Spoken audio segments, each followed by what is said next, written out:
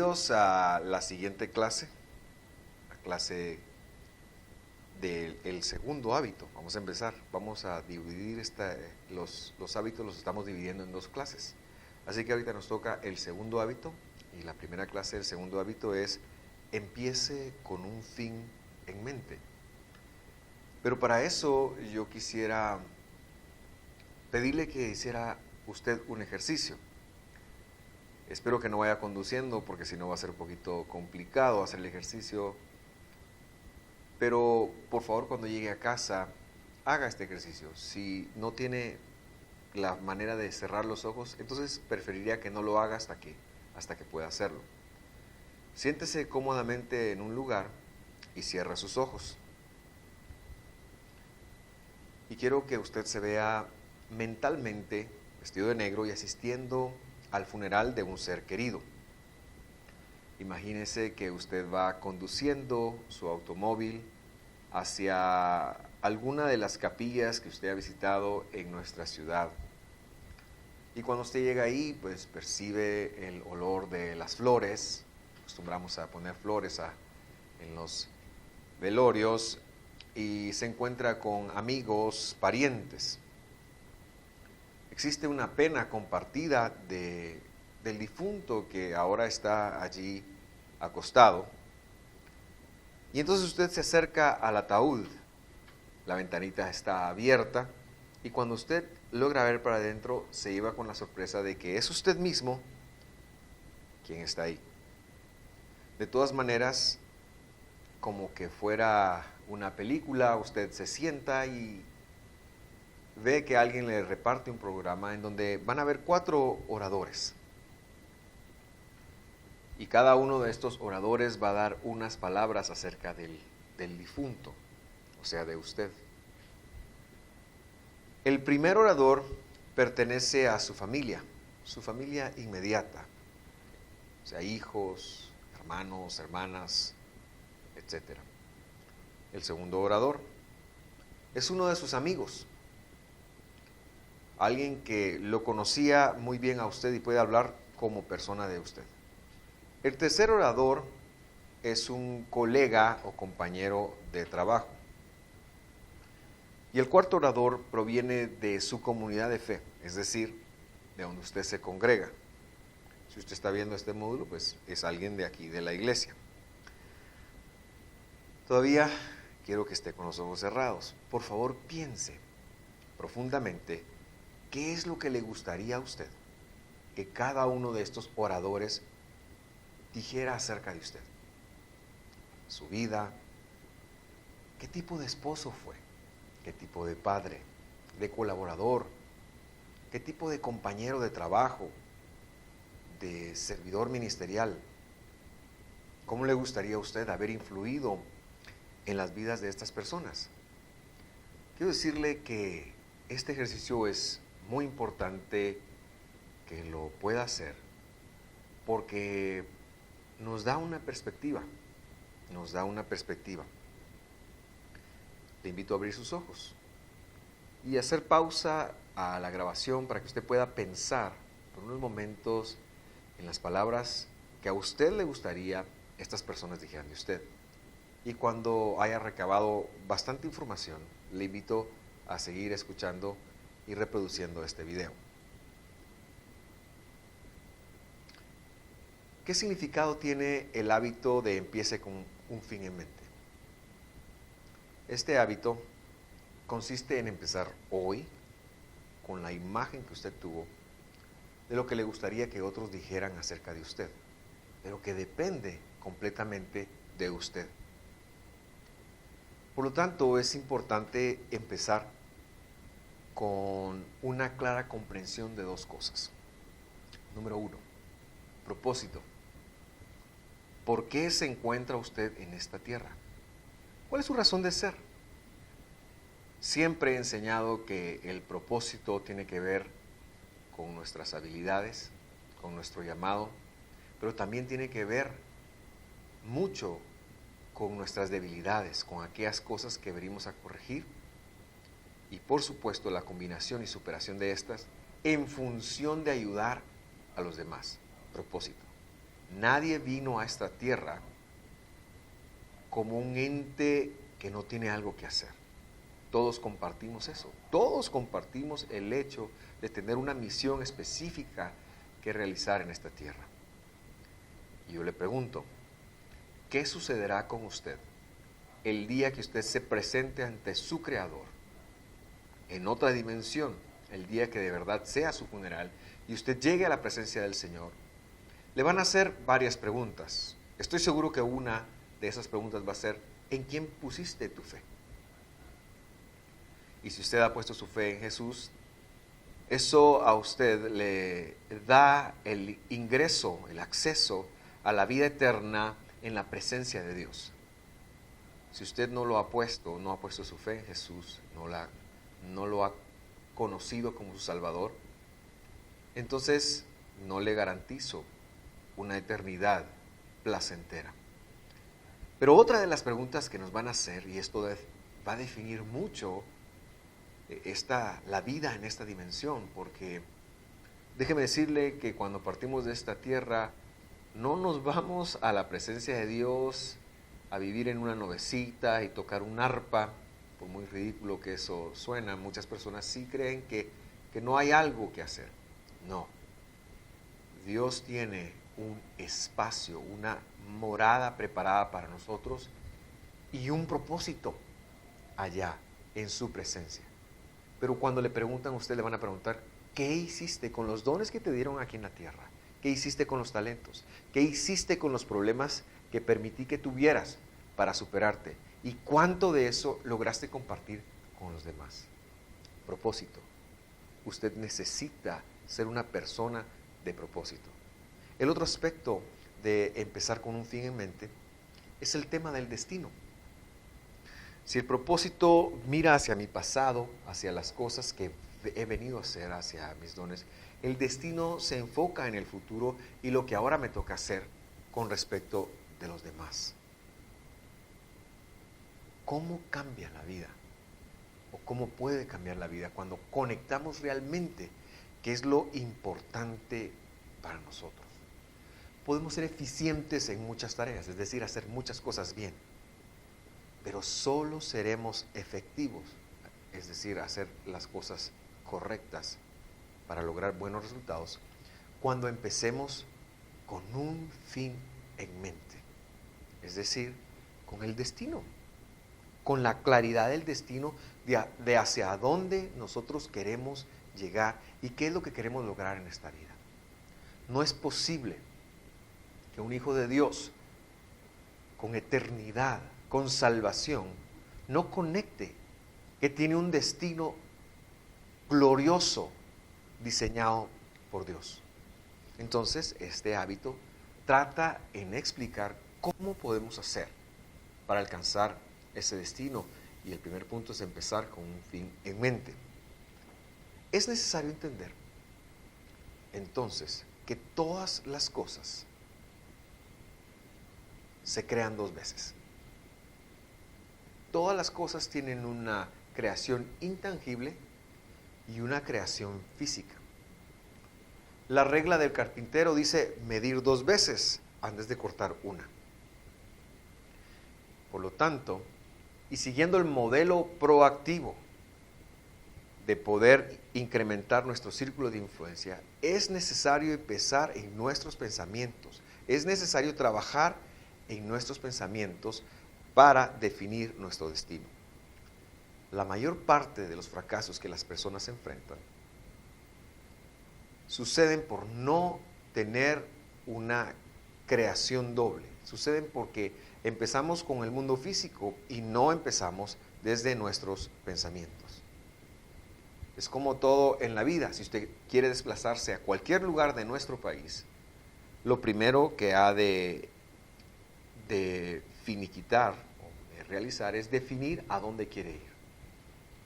Si usted quiere experimentar un poquito más de frío, pues podría dirigirse al occidente del país. Pero si usted quiere calor, puede ir hacia el sur del país o hacia el nororiente del país. Usted lo definirá, pero el punto es que antes de empezar el viaje, necesitamos saber a dónde vamos a ir. Todo tiene una creación doble. La ropa que llevamos,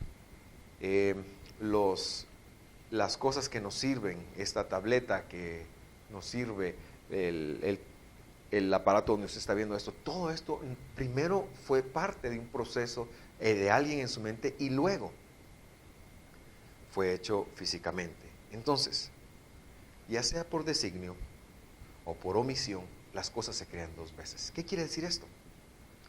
Quiere decir que ya sea porque lo decidamos nosotros, hacia dónde vamos o qué vamos a hacer, o porque otros deciden por nosotros, igualmente las cosas se crean dos veces. Puede ser que usted esté viviendo paradigmas de otras personas, guiones que han sido impuestos en su vida y que usted piensa que no tiene otra opción.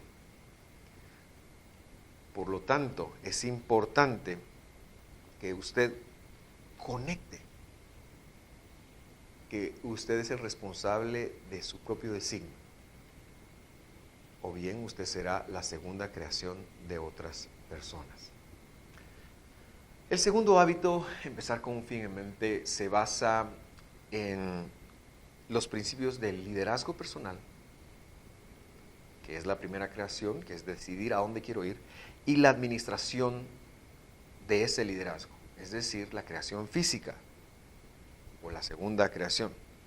La diferencia es que la administración nos hace la pregunta, ¿cómo puedo hacer mejor ciertas cosas? Mientras que el liderazgo, la pregunta que nos lanza es, ¿cuáles son las cosas que quiero realizar?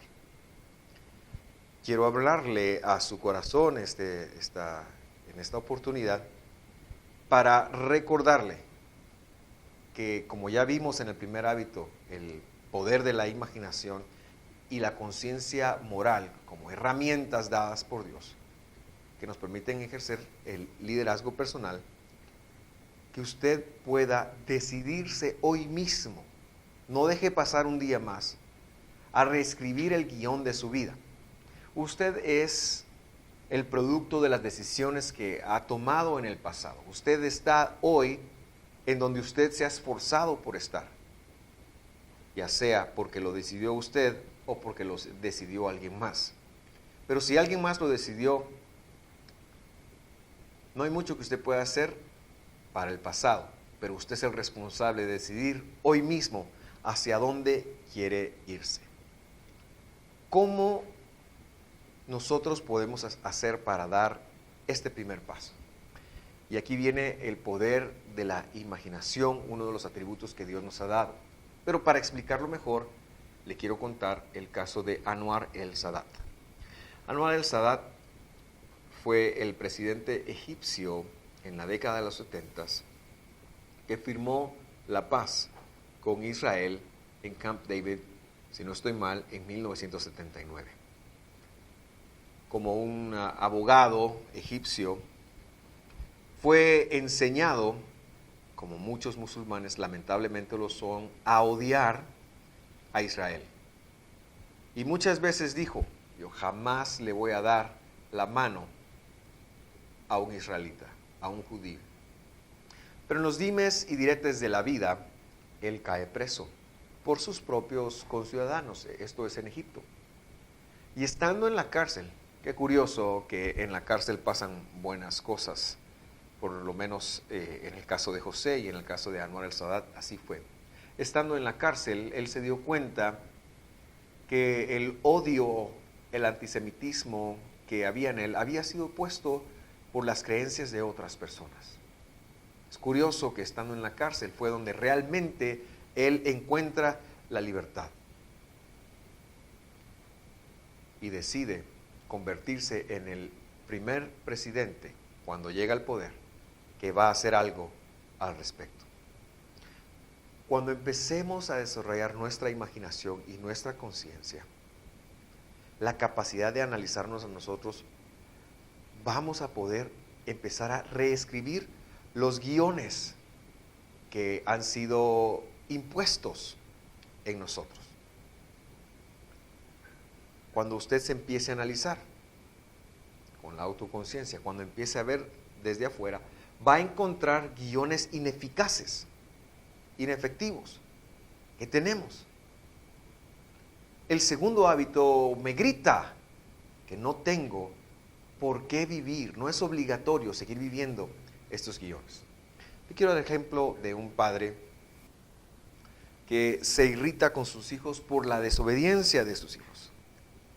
Y cuando ve la desobediencia, el padre se prepara condicionadamente a pelear, porque en su rol de padre él es más grande, más fuerte, etcétera, etcétera.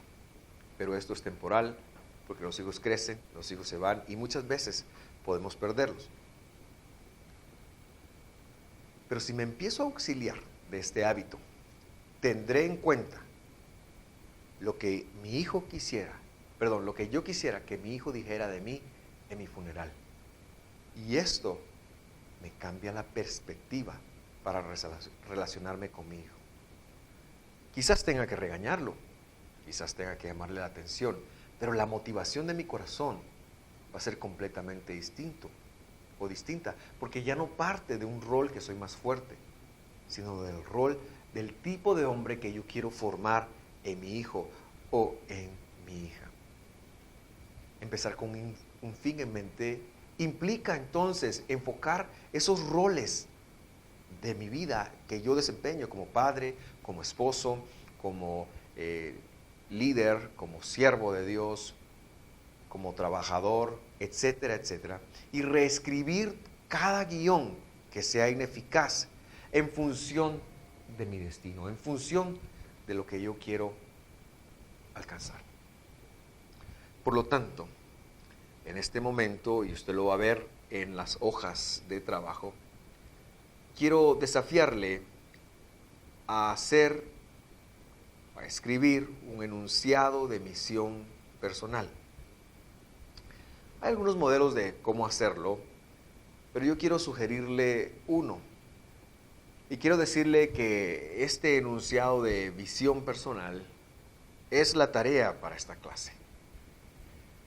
Y cuando decimos enunciado de visión personal, lo que queremos perseguir es que podamos ver cuál es nuestro destino, que podamos reescribir las conductas que nos puedan alcanzar ese destino, partiendo del propósito por el cual estamos viviendo aquí en la tierra. Entonces permítame clarificarle a qué me refiero con un enunciado de visión personal. Número 1, escriba propósito. ¿Cuál es su propósito aquí en la tierra? ¿Por qué está usted aquí en la tierra? Esto no sucede de la noche a la mañana, pero no va a suceder si usted nunca se pone a dar el primer paso. Apártese del bullicio que representa toda la actividad de todos los días. Busque un lugar a solas y hable con su Padre. Y dígale, pon en mí, Señor, ¿cuál es la razón por la que yo estoy acá? En medio de esa conversación, yo le invito a ver cuáles son sus dones, a pensar en cuáles son los retos que usted enfrenta, cuáles son las cosas que se le dificultan y a ver cómo puede usted compartir con otras personas eso. Empieza a hacer un borrador de esta parte. Un enunciado de visión personal entonces lleva 3 puntos. Estoy hablando del propósito. Luego de hacer el enunciado del propósito, pero que sea el resultado de una reflexión seria y eficaz, usted puede pasar al segundo elemento del enunciado de visión personal, que es cuál es su destino o la imagen clara de lo que usted desea. Muchas personas le llaman a esto visión. Este modelo a mí me gusta porque me habla de un propósito me da una razón de hacer las cosas, me habla de un destino o imagen a futuro, que es a donde yo quiero llegar. Y de igual manera le invito a tomarse el tiempo para meditar, para buscar, para pensar, para hablar con Dios. ¿Qué vino usted a hacer acá? ¿Qué va a lograr? La vida es finita. Y dependiendo de cuántos años tenga usted, si usted cuenta y tiene 30 años, voy a decir 30 años, y Dios le va a dar a usted 80 años de vida, le quedan 50 años.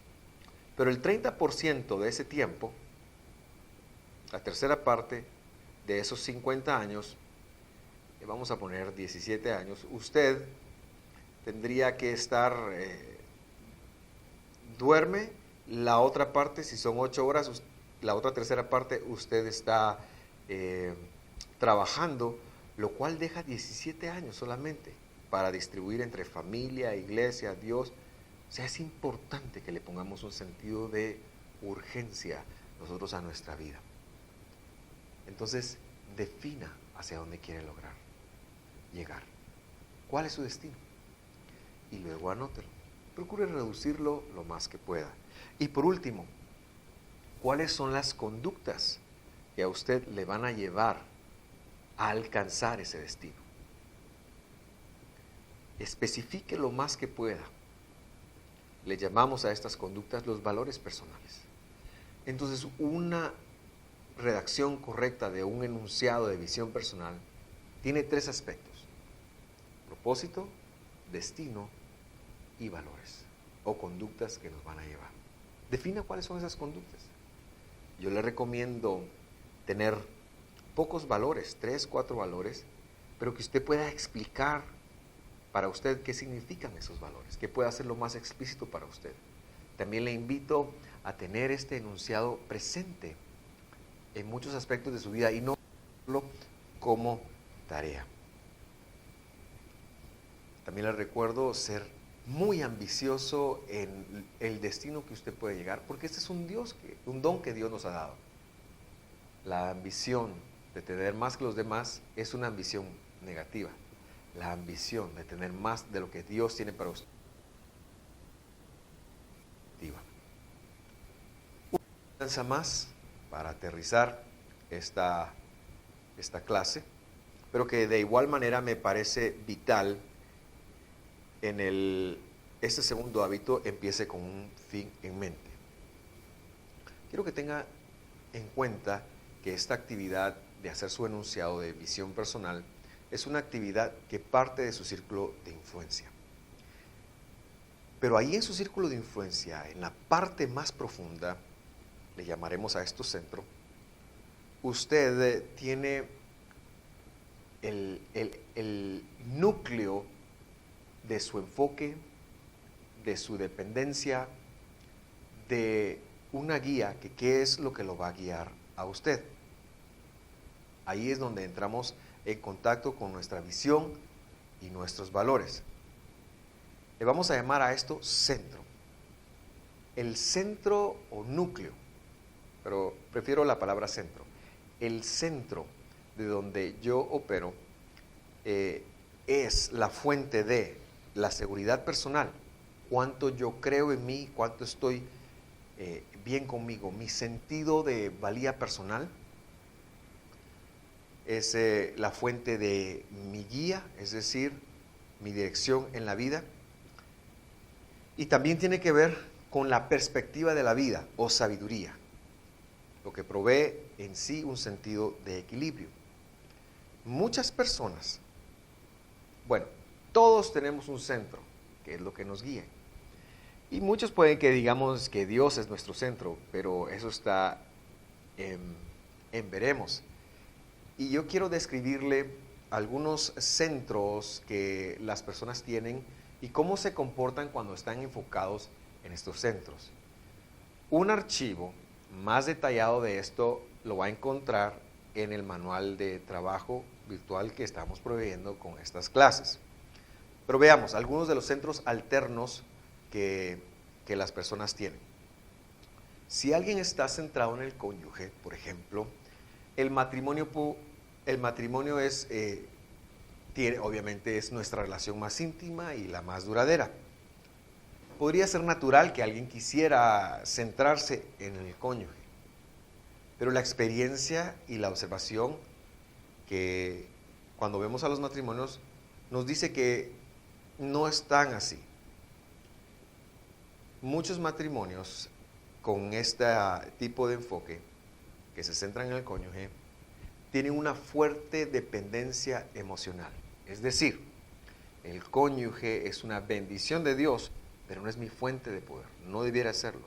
Tiene un papel que desempeña en mi vida, pero que yo debo depender de algo o alguien que es más objetivo para alcanzar mis propósitos. Depender del cónyuge es bueno cuando estamos contentos, pero es malo cuando estamos no contentos. Es decir, es parte del modelo reactivo.